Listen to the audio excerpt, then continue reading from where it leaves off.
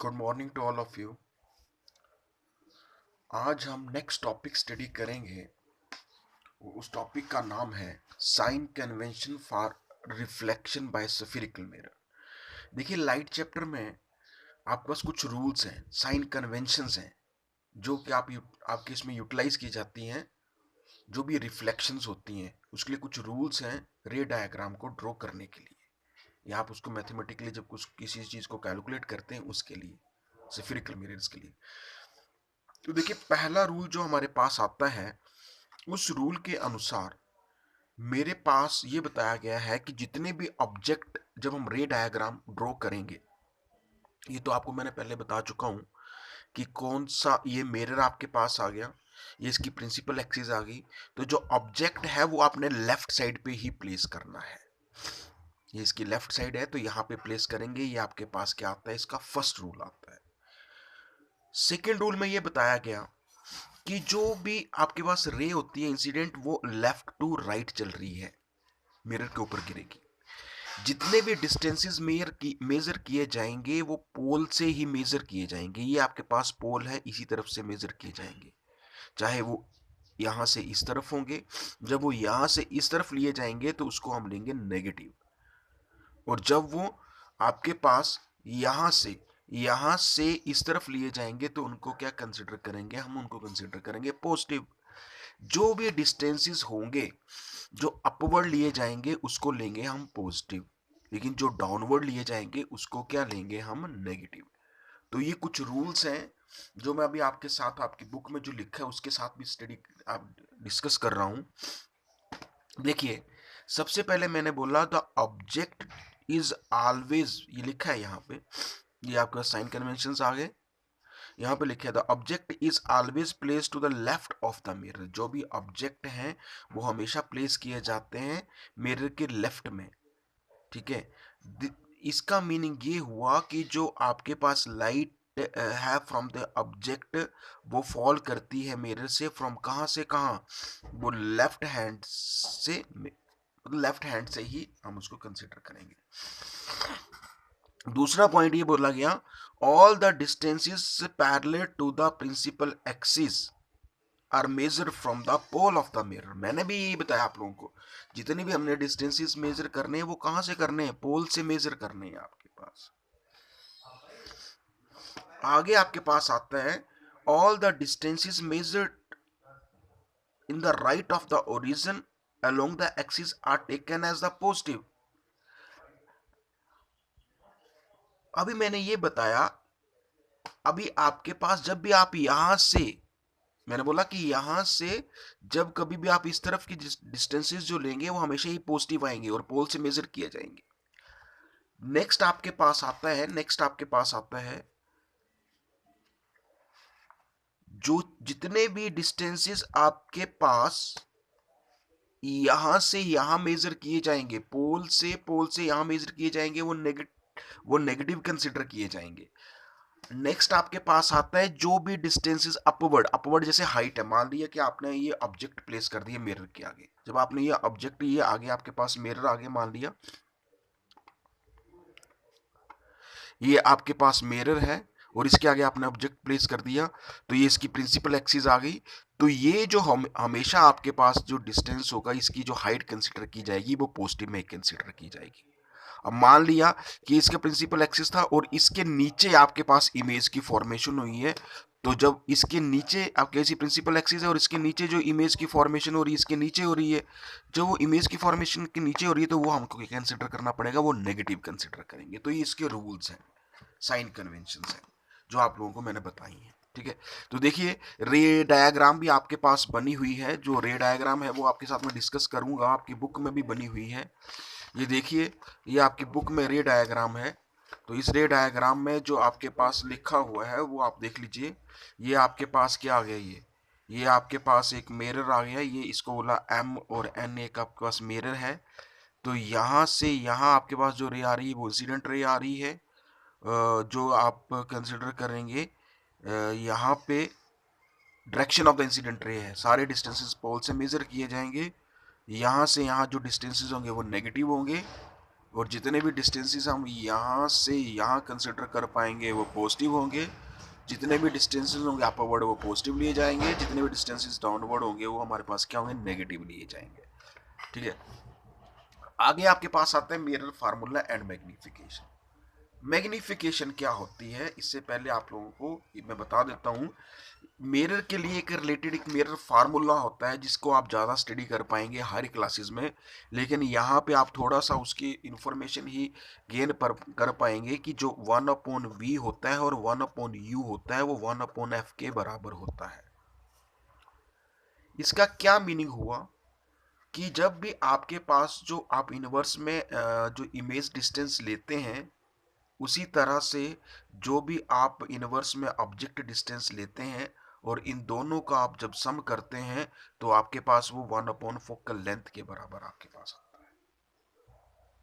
ठीक है,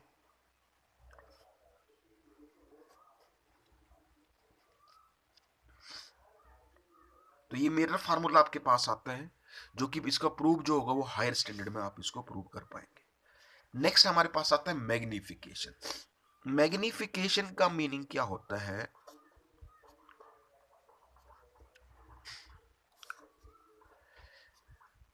मैग्निफिकेशन का मीनिंग बड़ा सिंपल सा होता है। ठीक है, मान लिया कि ये आपके पास कोई मिरर है और ये आपके पास कोई ये मिरर है और ये जो है आपके पास कोई ऑब्जेक्ट आपने प्लेस किया है। ठीक है, इसकी हाइट है ए बी। अब इसकी इमेज की फॉर्मेशन होगी, मान लीजिए यहाँ पे आपके पास इमेज बन रही है, ए image I A dash B dash. तो मैग्निफिकेशन क्या होगी आपके पास, इसको आप ये भी बोल सकते हैं, तो मैग्निफिकेशन आपके पास आएगी A dash B dash upon A B. तो ए डैश बी डैश किसका साइज है, इमेज का, जिसको आप हाइट ऑफ इमेज भी बोल सकते हैं, और ये आपके पास क्या आया, ऑब्जेक्ट आया। तो जो इन दोनों की रेशो आपके पास आएगी मैग्निफिकेशन, उसी को बोला जाएगा कि जो आपके पास ए डैश बी डैश जो आपका साइज ऑफ द इमेज है उसको साइज ऑफ द ऑब्जेक्ट के साथ जब आप डिवाइड करेंगे तो वो क्या कहलाएगी, मैग्निफिकेशन। ज़्यादा इसको आप जो होगा हायर स्टैंडर्ड में स्टडी कर पाएंगे।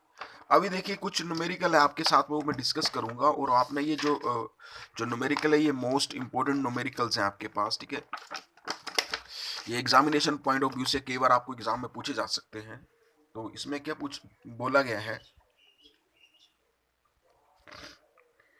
आप ये बोला गया है कि आपके पास कोई कन्वेक्स मिरर है, जो कन्वेक्स मिरर है उसको use a convex mirror used for a rear view on a automobile as a radius of curvature उसकी आ रही है 3 metre if a bus is located at 5 m from the mirror, find the position nature and size of the image. ये सारी चीजें आप लोगों को फाइंड आउट करनी है। तो देखिए सबसे पहले जो आपके पास गिवन है वो लिखेंगे, तो आपके पास आ रहा है रेडियस ऑफ कर्वेचर आर जो है वो 3 मीटर आ रही है, ऑब्जेक्ट डिस्टेंस आपके पास नेगेटिव में आ रहा है, क्योंकि आपने एक चीज का ध्यान रखना है कि ऑब्जेक्ट डिस्टेंस हमेशा किस में आता है, नेगेटिव में आता है। ठीक है, तो वो आपके पास कितना आ गया, वो आपके पास आया -5 मीटर।